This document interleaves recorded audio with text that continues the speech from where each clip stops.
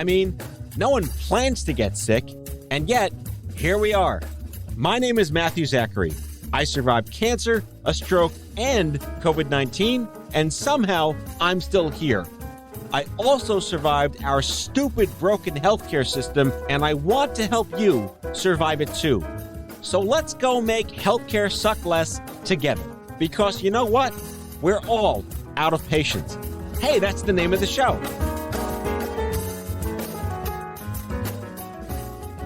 Alrighty, friends, welcome back to Out of Patience. A quick reminder, if you like the show, I hope you do. I'm looking for reviews and ratings on Apple Podcasts because that's how other people find the show. It's a cool way to spread the word and be an awesome advocate to make healthcare suck less. On the show today, it's the no bullshit disturbance in the force known as Megan Claire Chase, breast cancer survivor, fierce advocate, and literal take no prisoners breaker of things on Twitter at Warrior Megsie, which is the online persona she crafted for herself through her blog, Life on the Cancer Train. Now, she's written for Cancer Healthmagazine, co-authored an academic paper, and has been featured in the New York Times and Peoplemagazine. I mean, I smell an off-Broadway show in the near future. She's unapologetically Southern, loud, and downright hysterical, and she was live here in studio. So brace yourself, because this was an epic conversation. Enjoy the show. Megan Claire Chase, I'm looking right at you. You're physically here in the room. How novel. It's me. Yes. You know, for years, actually, I've known you months. For months, I thought Claire Chase was your last name. Am I the only person on the planet you're nodding your head? No, of course not. Every single time. Even every time I make a flight or a reservation or even just talking with people, they're like, oh, so hi, Megan and Claire Chase. And I'm like, or hi, Miss Claire Chase. I'm like, hi, I have a hyphen. It's Megan Claire. Yeah, the hyphen's over there. It's Megan hyphen Claire. Oh, we just rhymed. So Megan Claire, I've never heard those two words strung together as a first name. Your parents are very innovative. Okay, there's a story. I was not born Megan Claire. I made that up. A pseudonym? How theatrical. You know, my first name, my given name is Megan. Your given name was Ida Dershowitz. Yes. You looked the part. You found me out. No, it's Megan. And then I grew up Catholic and I was confirmed and I took the saint's name Claire. And one day I was doing a lot of theater growing up. And I was getting bored because everyone seemed to be named Megan. And I was like, I want to be special. And so that was the Karen of its day. Not that kind of special. Not that kind. And I came down the steps and I was like, Mother, will you call me Madison? And she's like, no. And I was like, okay, I want to be called something different. Catherine. She's like, no, you have to have your first name, but you can add to it. And I was like, ooh, okay. So I was like, oh, Megan Claire. And she's like, oh, I like it. I was like, oh, me too. And then I literally went to school that day. I was a sophomore. And I was like, I will only answer to Megan Claire. So by the time I graduated, it's literally on my high school diploma. But you respond to my text when I call you MC. I do. Which I also use for Mallory Casperson, by the way. Well, it's funny because I was never even called MC until I went to college. And it was my guy friends that came up with it because they were like, we know you get so upset. We just call you Megan and we can't remember the whole Megan Claire. So can we call you MC? And I was like, oh, that's cute. Yeah. All right. I see another name change future. MC Chase. Done. Shake and bake. By the way, listeners, this is the Giggle Show. If you can chime in on Twitter at Matthew Zachary with how many giggles you hear, you'll win an iPad. And by that, I mean you're not going to win an iPad, but you might just win Twitter. I love to laugh. It's good. It's infectious. It's really good. Shucks. Now I understand why you're so famous. You burst onto the scene like, who is this? I need to know this person. No, you had cancer like, not terribly recently, but we're of the same generation. I do want to talk about like being an AYA graduate, so to speak. Mm-hmm. But how old were you when you were diagnosed? I was 39. Right. So you were at the cusp of being accepted into the club. Yes. Did you immediately find out, oh shit, I don't belong here? Actually, no. Good. I'm concerned about that because we had so many 39-year-olds like, do I still belong in the stupid cancer? Yeah, well, I mean, it was weird because I kept being told, oh, you're so young. You're so young. And I'm thinking to myself, no, I'm not. Like it didn't. No, I'm 39. Shit hurts that didn't used to. Right. Well, technically, I still like to say 38 because I already knew something was like going on. All right. So pre-39. Right. Well, it was 2 months after my 39th birthday. All right. That's like, there's a bell curve there of tolerance. Yeah.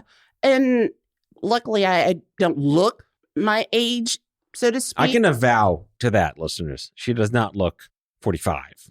Thank you. And I only know that because she told me I didn't ask. You're not supposed to ask. But I do know what year she graduated from college, and I did some math. Yeah, you did the math. But with the AYA, I really didn't find out about anything until I had gone through all of my treatments and surgeries. And you had breast cancer out of nowhere. It really did seem to come out of nowhere. But I knew I would get cancer, but I just thought it'd be like 70. Was that just your natural pessimism inside? No. Because that's me, not you. No. My mother had ovarian cancer when she was pregnant with me. So I'm a miracle baby. That's crazy. Because it took my parents 8 years to even get pregnant. And so during the 3rd month, they discovered she had ovarian cancer. And there was never a scenario where both of us would live and, thrive. It was always one of us would die, the other one would live, but there'd be complications and this and that. But I was born with a benign tumor on my right leg. So growing up, being premature, 3 months early. Wow. My kids were 34 weeks, and I can only imagine another 2 baked on that. Yeah, I was a tiny baby. Were you under a pound? I was 1.5. Wow. And lungs collapsed. I mean, it was a lot. My mother didn't even get to hold me because she was hemorrhaging to death. It was literally both of us like a live or die situation, which is why we're so close, though she drives me nuts. When you tell the story, does it feel like someone else's story at this point? I get that feeling sometimes that I don't do justice to the sheer holy fucking gravity of all this stuff. Yeah, it's intense. But the thing is, I never thought breast cancer. I thought ovarian or cervical. Right. Because that's where I was headed. I had such weird symptoms. And I'd already had a mammogram at 35 because of the ovarian and breast connection. So they were like, hey, you're clear. Come back when you're 40. I'm like, okay, peace out. So I put it out of my mind. But then I started having these weird symptoms. And no one thought, this could be breast cancer. I love the expression, but I did everything right. Yeah. Is there really everything right? Or it's just bad luck, right? It is, but it's also like, doctors, why didn't you listen to me? But I really feel it's because I didn't show the typical symptoms of a white woman. Were you doing self-exam between your first mammogram and even still? Even still. Well, the first clue was I gained a bunch of weight. And I'm like, oh, heck no. Okay, I used to be fit. I grew up doing ballet, musical theater. So now that's everything right, musical theater. Right. Oh, that's so agree. So that freaked me out. And then, all right, you ready for this? My hair started falling out on the left side. And I was like, you missed my hair. We're having some issues. I get upset because my hair used to be to my shoulders, thick, soft. And all of a sudden it turned brittle and it started falling out on the left side. So even just the left side. Just the left side. And I remember my stylist who'd been doing my hair forever. She's like, are you missing a nutrient? Like what is going on? Yeah. We didn't know that it was cancer inside. I'm taking vitamin F. There is no vitamin F. Right? But then I started getting these tiny green bruises on my lower left leg. So because I come from a cancerous family, I'm like, oh my God, it's leukemia. Yeah. So everyone's running all these blood tests and stuff, and they're all negative. Then my nails start to get brittle. I'm like, okay, I'll go see an endocrinologist. Oh, your thyroid, it's fine. I'm like, you are your own episode of Mystery Diagnosis. Oh my God, I can't believe you. Yeah. I remember that show. It's still on. Is it? It's like a guilty pleasure to watch. It is. Yeah. I do like that show. I mean, I feel bad for all the people, but there's always a happy ending.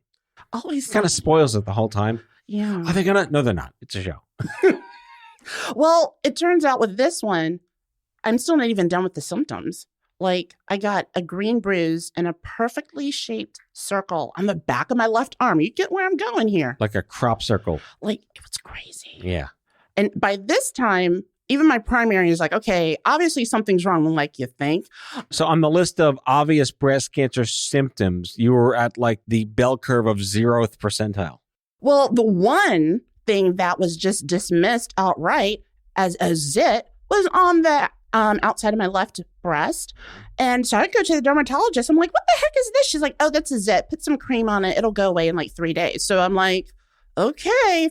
But in my head, I was like, that's weird. I've never had anything there before. So I was just kind of like looking at that, but it went away in 3 days. So I was like, oh, I guess she was right. This is a comedy of terrors. Seriously. See what I did there? I did. I heard it. I heard it, and that was good. But then I get in the shower. It was August 31st, 2015. I'm in the shower, and because of all that weight gain, I was always feeling my boobs, right? Yeah.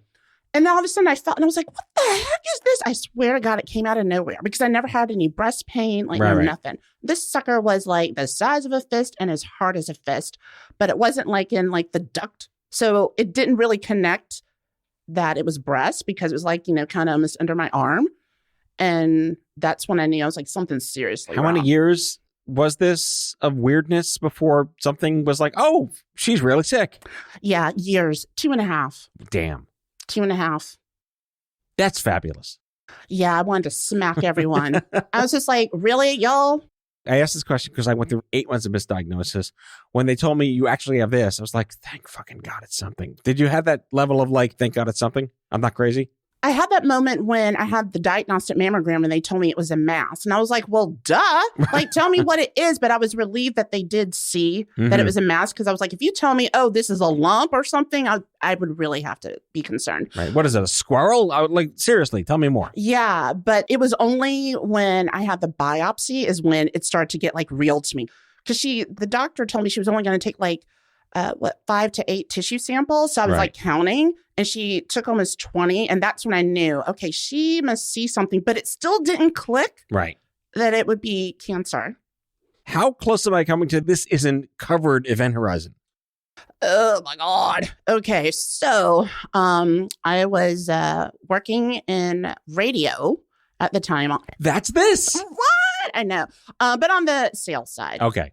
And that's not this. That's not this. That's not this. This is fun. I did not have the greatest insurance, but because I kept going to the doctor and all these tests, I met my deductible. And then fortunately, right before chemo started, I had met my out-of-pocket. Oh, okay. So that was a gift, but I didn't realize all the other expenses. The surprise billing. Exactly. And it was hard because yeah, I'm also single, like chronically single. I was like, how am I going to do this? I mean, I had to turn into, someone else to be strong. No. Divas don't need people. I speak from truth. Do you? Well, my cat helped me. My cat, Nathan. After Nathan Lane, please? No.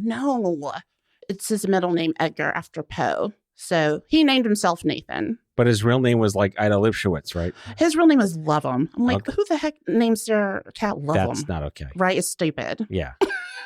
All right. We are having the time of our lives here with Megan Claire Chase. Not Megan Claire Chase. Or Megan Claire Chase. Right. I do take that pause. So we're going to take a quick break. We'll be right back. And my God, I have no idea where this is going, but it's going to be fun.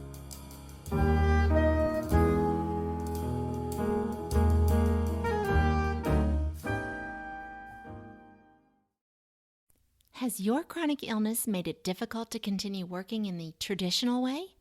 Want to learn how to find and create flexible remote work that both accommodates your chronic illness and generates an income?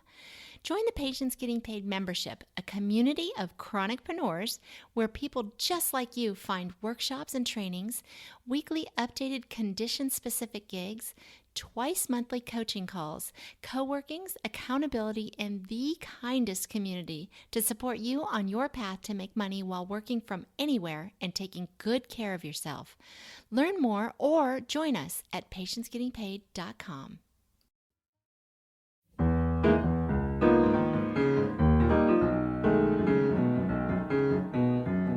All right, we're back, and I don't know quite where to take this conversation. It's like the timeline is broken, and we can go into any multiverse of conversations. I do want to go back to the stupid cancer thing about the alumni. We talked about this before we went on the air.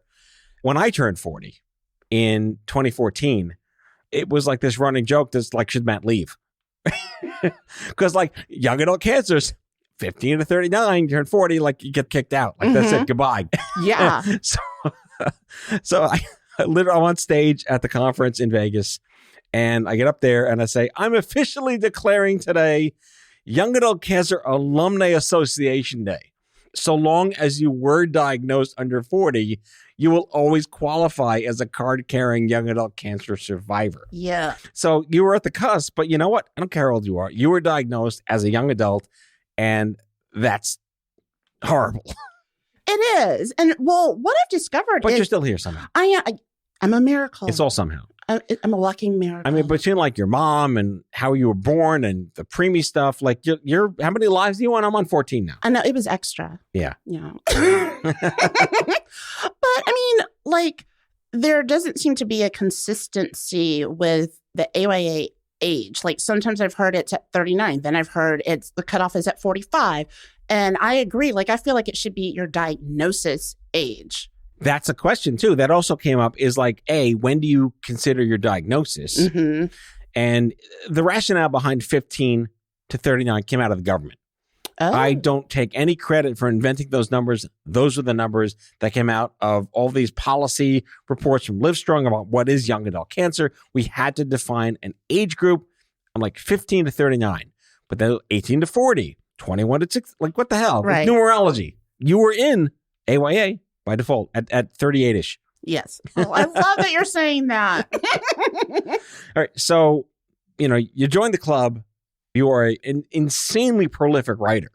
Aw. Your blog, which is called Life on the Cancer Train, which I love, I tried to print it out. It was 146 pages. I'm not printing it out. How did you become so prolific, or were you that way and cancer just like gave you the vitamin B, not vitamin F shot? Like that. Well, it's funny because I never thought of myself as a writer, but I do have now 28 journals in my closet. And so I don't know why I never thought of myself as a writer. I always felt more of like a performer. And then going through the cancer insanity, I couldn't verbalize what I had just gone through because I was just like, are you kidding me? Like, what? And I was like, I'm just going to write about it. And then to keep myself accountable, I never even thought to start a blog, like ever. But I was like, this would keep me accountable. And maybe one or two people might read it. But you seem to be a natural talent for venting. And it seemed like the steam valve you needed that you didn't know you could like throw gasoline into. Well, it really helped me gauge my mental health. And I needed to release this negativity. And the thing is, I felt like at the time where I was and where I was located, no one was talking about the anger. Everyone's like, oh, you should be so happy and positive. And I was like, this is bullshit. Fuck you. Yeah. I was like, I'm angry. And I felt like I wasn't seeing any writing reflecting that. And so I just started writing about that and just releasing my feelings and somehow carving it into an experience, a story. And it just seems to resonate. When did you get on Twitter? Before or after you were sick? Oh, I only got on Twitter back in 2019. You have, as of today, 3,942 followers. Not bad for 2 years. Wow.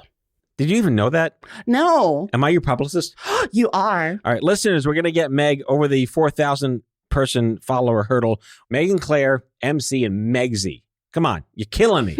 Why Megsie? Why not Megan Claire? I'm sure Megan Claire was probably taken as a handle, right? Well, no. Here's what happened. Wait, Warrior, Megsie. Yes. All right, Twitter followers. Warrior Megsie. Go ahead. Yes. So here's how the name Megsie appeared. My hair came back looking like a chia pet. Like these chemo curls, they are like forever. I have tried to blow dry them straight. They just still pop right back. And so. But at least you got it back. True. But. I didn't. Did you ever? I had a Jufro. You did This is not. the radio, so I can't show listeners pictures, but my platforms are rife with like bar mitzvah photos when I was 16.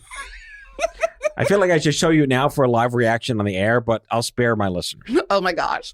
Well, for me, growing up in the theater and ballet, I always had hair long enough to pull up in a bun and do French braids, lots of things. I'm one of those people. I like to do my hair. And so with it coming back short and curly, and yes, I know I rock it. Everyone's like, oh, you look so cute. I'm like, cute like a monkey? Like, what are we saying here? But, I still did not feel feminine after always having like hair to do. And then some high school friends, actually, they gifted me this pink fascinator. And when I put that sucker on, I felt different. I was like, ooh, who's this?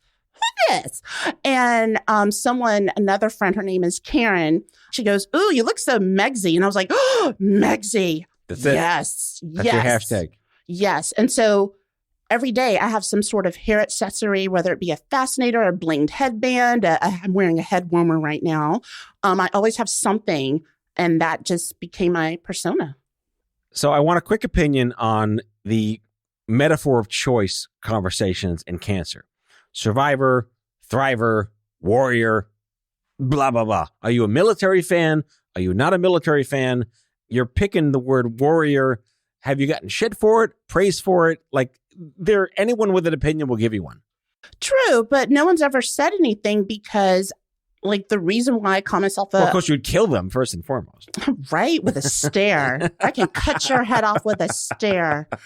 No one's ever said anything to me, but I did not really resonate with Survivor because my quality of life was so impacted. And I was like, okay, well, I still feel like I'm fighting this body. It's hard for me to even call it my body. I always say this body. So I was like, I feel like I'm at war with it. And I know that a lot of people have issues with like the military terms, but I was like, I'm literally fighting with this body.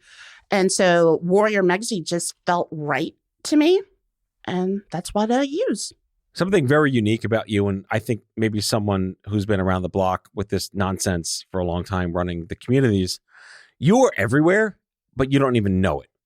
You're on, like, I Had Cancer and Elephants and Tea and Lacuna Loft and Grit. You're everywhere. Was that intentional, or are you your own Jackson Pollock painting? Oh, I like that Jackson Pollock reference. That's really what I am. It's just, opportunities. And honestly, the first person to publish any of my writing was Mallory from Lacuna Loft, now Cactus Cancer Society. The other MC. Yeah, the other MC through their Unspoken Ink course. And so when she did that, it did something. It like lit a fire in me. And I was like, oh, wow, maybe I do have something to say. And so with my blog, and then I got some confidence to just start submitting to organizations and, publications, and it just kind of grew. And now it's really exciting that people actually come to me and say, hey, can you review this? Hey, can you give me a comment? Hey, can you write a story? It just grew out of nowhere. Well, I read that you gave an abstract recently at APOS, which is the Psychosocial Oncology Society. Like, where'd that come from? That's pretty cool. Right? Oh my God. Okay, like if you had told me even 5 years ago that I would be up on stage being a co-author of an abstract talking about science, like I would have just laughed in your face. Dr. Megsie, right? You have a telephone call at the front desk. Oh my God. Doesn't that sound great? Dr. Megsie. But honestly, it started with Facebook DM from Stupid Cancer. I know those people. It was, she was in undergrad for pre-med, and she was doing a survey about grief and infertility and AYAs. And so she had been following my blog. I'm that person. Right? And I was like, hi, I had just had everything removed. And so we started talking, and I always want to help students. And we were talking, and she actually reached out to me a couple of weeks later and was like, I know this sounds weird, but I just felt really moved by our conversation. I was wondering if you wanted to help co-author an abstract with my professor about the conversations between AYAs and providers regarding fertility. And I was like, heck yeah, I will. Mm-hmm. And that's really how it happened. And I was like, oh my gosh, I'm like a research advocate. Right. Dr. Megsie. I love it. And it was just so great, though, because we were the only duo. First of all, to be accepted to present was huge, right? Yeah. Like, I was freaking out. And it happened to be in just for the Atlanta. listeners to know, like, there's a huge vetting process to present abstracts. Like, I don't know how many people in the listenership universe are that geekified to appreciate that, but the vetting process alone could take a year. We were over the moon. And it was really unique because we're up there, Francesca, hi Francesca, she's giving the science behind it and I'm humanizing it and talking about the experiences, and I got the patient experiences. So together it was just beautiful. And here I am talking to, researchers and oncologists, and they were just like, whoa, because they had not heard this stuff before, like the humanizing it. So I want to spend our last couple of minutes talking about your transition from Atlanta to Albany. I don't know anyone who's ever done that before and survived. Because, they just seem so antithetical. Like, you might as well go to, the North Pole. Because every soda in Atlanta's Coke and every soda in Albany's Pop. There's no brand names in either city. I went to Binghamton, so I had friends in Albany. We went there all the time, and Wegmans, what's this? My God. So I really want to spend some time talking about your theater background. Where'd that come from, and how handy has it come in these days? Okay, so everyone always wants to know, how'd you end up in Albany for college? And I actually grew up in Macon, Georgia, which is an hour and a half south of Atlanta. I understand that Atlanta is the only city in Georgia, though. Right? There's more than Atlanta in Georgia? Yeah, there's more. Okay. Yeah, just a little bit. All right. So I went to the College of St. Rose in Albany, New York. And the way I selected that college was, I wanted to go to a college that was close enough to New York City that I could get there, but far away enough that I could concentrate on my schoolwork, because my family was like, you cannot major in theater, but you can minor in it. And I was like, all right, then. Okay, so we'll do communications. And I was like, this sounds like a Megan Clarish kind of college to go to. I didn't even visit. So I got this huge scholarship and I was like, let's go. I arrive in August and I'm already freezing. And my mother's like, she goes, it's going to get colder. Wait, did you even own a coat? No, she literally shipped it to me. She's a Yankee. And my father's from the Midwest. So they know cold. And so my mother would watch the weather reports. And so she knew when to send me the jacket and the hats and the boots and this and that. But yeah, it was definitely a learning curve. You had to literally acclimatize yourself to Albany. I did. Wait, so I want to forecast, did the theater minor become a theater major? No, but it definitely has served me well. Yes. So I think it shows even in my writing, also when I speak with people, give speeches or whatever, because I'm you so have no real. stage fright. I am shy. No, really? I am. Okay. Well, maybe a little shy, not a lot shy, but there is some shyness. Okay. I want to do well. I'm squinting at you to the listeners, because I kind of don't trust that answer, but okay. Oh my gosh. I get nervous because I care about something. If I don't get nervous, then that means I don't care about it. And that's the problem. Well done. Right? But there's just something about being on stage and getting to talk about something I feel passionate about. But I do miss, acting. You have one or two favorite roles you've done or haven't or want to do one day? Ooh. Okay. I do have a favorite role. This is from back in the day now. Is it Brigadoon? Oh my gosh. No. They're reviving it. Are they? Yes, they are. Do they call you? Daniel, what's his face from Harry Potter's in it. So. Oh. Yeah. I've got glasses. I can be in that. No, it was actually the Will Rogers Follies. Will Rogers Follies. Yes. It's a great show. Yeah, it was very dramatic how this happened. So I was one of the 6 single sisters. Say that quickly. And it turns out that Ziegfeld's favorite, she had gotten in some sort of accident or something. So she was in the emergency room. And so the director, he calls me. Keep in mind, there were no understudies. This is in Macon, but our Macon Little Theater had huge productions. They were known for it. And we had an awesome choreographer. Costumes looked just like on Broadway. And so he goes, she's in the emergency room. We don't have a Ziegfeld's favorite. Can you go on? And I'm like, sure. Yeah, of course I can. Why not? Literally memorized her lines. When you're in a play and a musical, you memorize the whole script anyway, and learned her choreography. And I played her part and my part. So I was basically doing all these quick changes in the wings. And it was amazing because I got a standing ovation. And that was when I knew, because I was like, boy, if you could just jump in like that and do it and be convincing, I was meant for stardom, but then life. But that's the right kind of dopamine hit. Yeah. You really, really want. I feel that because, I'm a stage performer and a concert pianist and all that stuff. You need the audience. You really do. So just to not confuse the audience, Megsie's Follies is different than Sondheim's Follies. There are two Follies. It's regrettable. End of theater nerd rant. So what's in store for you? You have we got to get you back on stage. You're already on stage now. The world is hopefully getting back on stage. You need to be on stage. Aww. So what's your hill to die on? What is the one thing that you want on your tombstone? Megsie did this. Gosh, that's a really good question. Marrying Denzel is not an option. Dude, I'm chronically single. They're like, I don't think that the guy exists on this planet. Okay. Honestly, I would really just love to be on Broadway or a one-woman show. You mentioned it one time. Someone else literally mentioned it a couple of weeks ago. And I really think, I was like, I do have stuff to say. So that is what I'd love to do. Because that, to me, it's scary to think about, which means I have to do it. Dum, da da da da da dum, dum, da da da da da. The name on everybody's lips is gonna be Megsie. All right. On that note, Megan, Claire, Chase. What's the URL you want people to go to? They can go to warriormegsie.com. Warriormegsie.com. And let's get her over the 4,000 hurdle on Twitter, folks. You're amazing. You got to come back. I'm so excited. Thank you so much. Thank you. Dum, da da da da da. We just lost every listener. It's the end of the show. All right. Bye now. Bye. That's all for now.